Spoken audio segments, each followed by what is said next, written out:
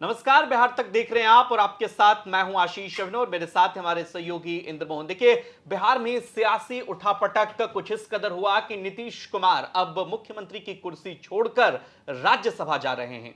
लेकिन भारतीय जनता पार्टी की राजनीति एक्टिव हो गई है और कहा यह जा रहा है कि अब भारतीय जनता पार्टी का सीएम होगा, जो राजनीतिक हलकों में खबर है इस बात को लेकर। लेकिन क्या भारतीय जनता पार्टी बिहार में कोई नया चेहरा देकर, कोई ऐसा चेहरा देकर चौंका सकती है जिसके बदौलत भारतीय जनता पार्टी की राजनीति को हमेशा से बल मिला है? इन सब के बीच यूजीसी के फैसले को लेकर के भी कई सारे सवाल उठे और भारतीय जनता पार्टी पर लोगों ने निशाना साधा। तो क्या ऐसे वर्गों को खुश करने का मौका भारतीय जनता पार्टी के पास है और क्या बिहार में अप्रत्याशित कोई चेहरा हो सकता है? निर्मल सर, यूजीसी का फैसला, उसके बाद भारतीय जनता पार्टी की जिस तरह से सवर्ण जातियों ने आलोचना की और सवालों के घेरे में रखा, इन सब के बीच बिहार में सत्ता परिवर्तन और नए चेहरे पर बात, क्या कोई चौंकाने वाला भी फैसला हो सकता है? बिल्कुल। देखिए, बिहार में सीएम बीजेपी का जो वर्किंग स्टाइल है उसमें ये तो लगता है कि बीजेपी चौंका सकती है किसी नाम को लेकर, क्योंकि जिसके नाम की चर्चा होती है उसका पर्चा तो बीजेपी फाड़ के फेंक देती है कि ये तो बनेगा ही नहीं। जो अभी तक होता रहा है, चाहे अभी तक जितने भी हाल के दिनों में राज्यों में चुनाव हुए, चाहे आप मध्य प्रदेश ले लीजिए, उड़ीसा ले लीजिए, छत्तीसगढ़ ले लीजिए, हरियाणा ले लीजिए, हर जगह बिल्कुल नया उन्होंने एक चेहरा दे दिया है। और लेकिन अब बात ये कही जा रही है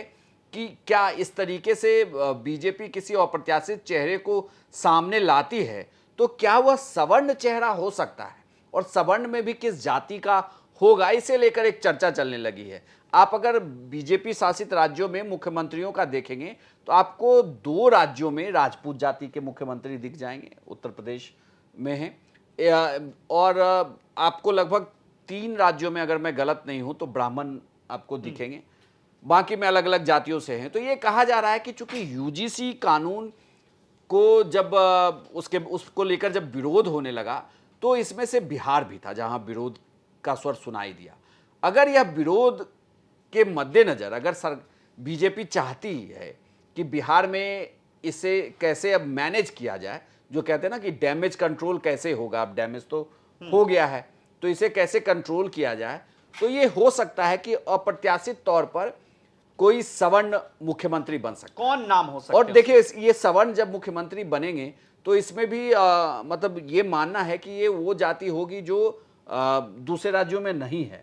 तो इसीलिए बिहार में कहा जा रहा है कि वो भूमिहार जाति पे दांव लगा सकती है। लेकिन इसमें मैं आगे बढ़ूं, लेकिन एक बड़ी बात यह है कि अगर इसमें जब बिहार में दांव लगाया जाएगा, जीते हुए तो कई विधायक हैं, लेकिन सबसे प्रबल दावेदार विजय सिन्हा दिखते हैं। विजय सिन्हा चूंकि डिप्टी सीएम भी रहे हैं बीजेपी, और जब नीतीश कुमार छोड़कर गए थे तो नेता प्रतिपक्ष थे, तो बड़ी जोर शोर से अपनी बात रखते थे, दमखम वाले नेता हैं, तो इसलिए उनके नाम की चर्चा हो सकती है कि बीजेपी उनके नाम से चौंका सकती है, दूसरे किसी नाम को भी सामने लाकर वो चौंका सकती है। लेकिन एक प्रॉब्लम है बिहार में जिस तरीके की जातीय संरचना है, इस जातीय संरचना के मद्देनजर ऐसा लगता है कि शायद हो नहीं पाएगा। लेकिन एक और इसमें जो मुझे लगता है कि जैसे ही आप आगे बढ़ाएंगे तो मतलब पार्टियों में रिवॉल्ट हो सकता है, विधायक रिवॉल्ट कर सकते हैं कि मंजूर नहीं टाइप। लेकिन ये भी है कि अगर बीजेपी की टॉप लीडरशिप ने ये मान लिया कि यही होंगे तो अब शायद ही कोई विरोध करे। लेकिन दूसरी तरफ से जेडीयू की तरफ से चिराग पासवान की पार्टी की, क्योंकि आप देखिए ना, जो सहयोगी दल की पार्टियों का नेचर है वो तो बिल्कुल अगेंस्ट है, तो उनकी पूरी कास्ट पॉलिटिक्स ही अगेंस्ट है।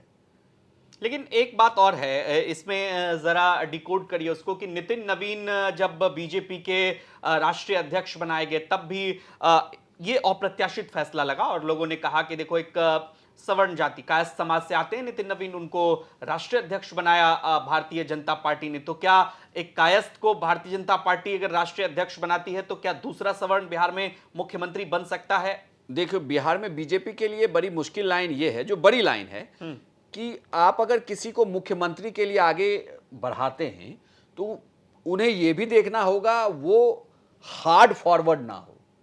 तो फॉरवर्ड में भी ऐसी जाति जो जिसका जो वोकल ना है, जिसका भौकाल नहीं है, और हार्ड बैकवर्ड भी ना हो, कि मतलब जिसको आप जान ही नहीं पा रहे हैं, बिहार में इसे भी आपको साधना होगा। देखिए, तभी मैं कह रहा हूं कि मुख्यमंत्री बिहार में चौंकाने वाला हो, ऐसे चांसेस बहुत कम है। क्योंकि आप किसी भी ऐसे को अगर सामने लाएंगे ना, तो नेता बहुत बड़े हैं, जाति की राजनीति बहुत हावी होती है। हालांकि अब कोई कुछ बोलेगा नहीं, लेकिन मैनेज करना भी, मतलब आपको अगर टीम का कप्तान बनाया जाएगा तो आप अपने अंदर तो वो जोश लाइए। ये हो सकता है कि आप मुख्यमंत्री बनते ही वो जोश आपके अंदर आ जाएगा कि आप पूरी टीम को साथ लेकर काम करवा लेंगे, लेकिन ये इतना आसान होता दिख नहीं रहा है बिहार में।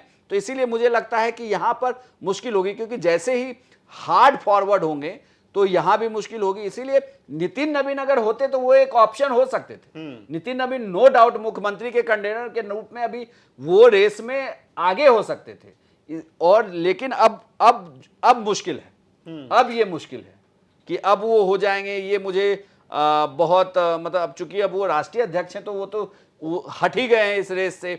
अब रेस में जो बचे हैं हुए नाम हैं वो हार्ड फॉरवर्ड हैं। अब इनकी जगह किसी जैसे नीतीश मिश्रा का नाम चलने लगा है कि क्या वो हो सकते हैं। भारतीय जनता पार्टी में इसके अलावा भी देखिए, मतलब कई दिग्गज नेता, हालांकि खुद को अलग कर लिया गिरिराज सिंह ने कहा कि नहीं हूं मैं रेस में, लेकिन पार्टी अगर किसी को जिम्मेदारी देती है तो वो तो मानना पड़ेगा। अगर ऐसा देखिए, मतलब हम सबको यह मानना होगा कि किसी भी ऐसे व्यक्ति के हाथ में राज्य की सत्ता देना जिसके साथ जेडीयू की राजनीति सामंजस्य नहीं बैठा पाएगी, तो यहां मुश्किल हो सकता है। यहां बहुत मुश्किल होगी। आप देखिए कि नीतीश कुमार के राज में कभी भी कोई जातीय संघर्ष नहीं हुआ, कभी हिंदू मुसलमान बिहार में नहीं हुआ, हिंदू मुसलमान की राजनीति नहीं हो पाई कभी भी।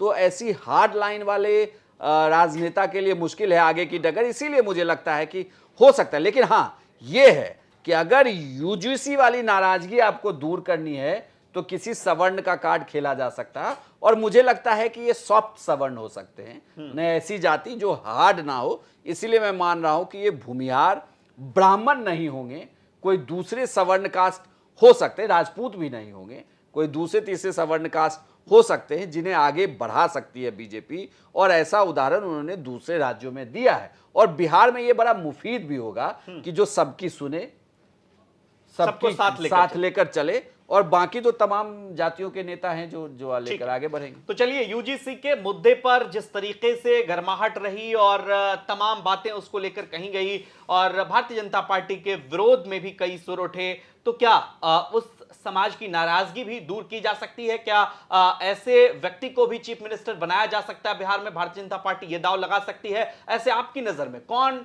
चीफ मिनिस्टर पद के लिए, मुख्यमंत्री पद के लिए मुफीद चेहरा है भारतीय जनता पार्टी में? कई नाम चल रहे हैं, सम्राट चौधरी के अलावा संजीव चौरसिया, और भी कई नाम हैं, इंद्रमोहन सर जिसके बारे में खूब दिलीप जायसवाल हैं, संजय जायसवाल हैं, नित्यानंद राय हैं, नितिन मिश्रा हैं, नीतीश मिश्रा हैं, और कई नाम हैं जिनकी अब चर्चा हो रही है कि इन नामों के अलावा आपको क्या लगता है और कौन से नाम है? कमेंट सेक्शन में अपनी राय हमें जरूर दीजिए, और बिहार की तमाम खबरों के लिए आप देखते रहिए बिहार तक। नमस्कार।